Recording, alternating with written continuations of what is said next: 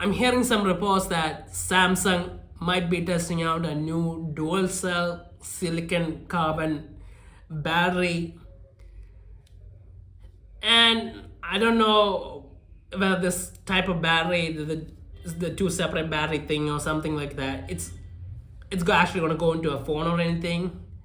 But the fact that they're testing it feels like a really necessary step for foldables, because the Z Trifold, I mean, that phone, I feel like that is the form factor, that is the foldable that we were wanting. That feels like the foldable that we would actually want to use. It's a phone that can be unfolded into a tablet. And sure, the screen, the technology, I feel like still needs to improve. And there's some new material that isn't scratchable, that's almost as durable as glass and all that. And yeah, I don't know if anything's gonna happen with that soon.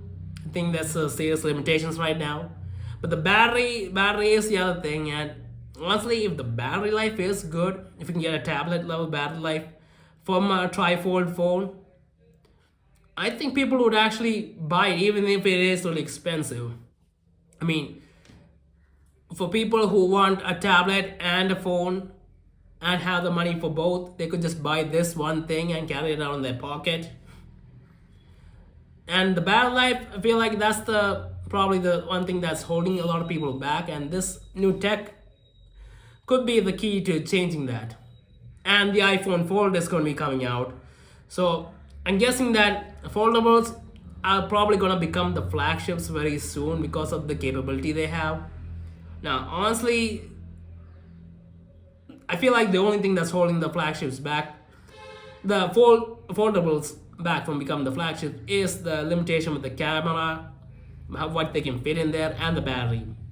And then there's the screen, but still, I think people would be more willing to accept the risky screen. I mean, the scratchable screen stuff. And yeah, I think foldables are gonna become the future flagships, and the rest of the phones are just gonna become the lower end models. Because I mean, where else are they gonna go? The phone for the candy bar design phone, the form factor is kind of reached its peak. There isn't really a lot you can do with it. I mean, honestly, the cameras are really great now. The flagships, the battery life is good, although it could be a bit better. And the software experience, I feel like the improvements in software have kind of plateaued in terms of the effect that it has on us. And yeah, I think foldables to become the next flagships, they need to do this. And I think Samsung and Apple are probably going to end up shifting their flagship phones to the foldable segment. And this form factor could be the key, because they need a lot of people to buy these phones for it to be a successful flagship. And as good as the Z Fold 7 is, I don't really see the use. I used it, and honestly, the unfolded screen doesn't seem that big in terms of usability. But the trifold, at least from what I've seen of it, I haven't actually held it. It seems like it actually has the usability of a tablet. I feel like that's the form factor everyone's gonna want. They can just use the phone folded for folding for phone stuff, and unfolded for all the media watching and all that.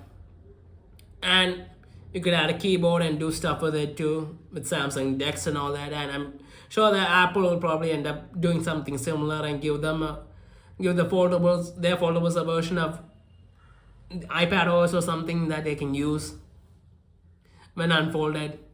I mean, for Apple, I think it'd probably be a lot easier to do it since they already have the software.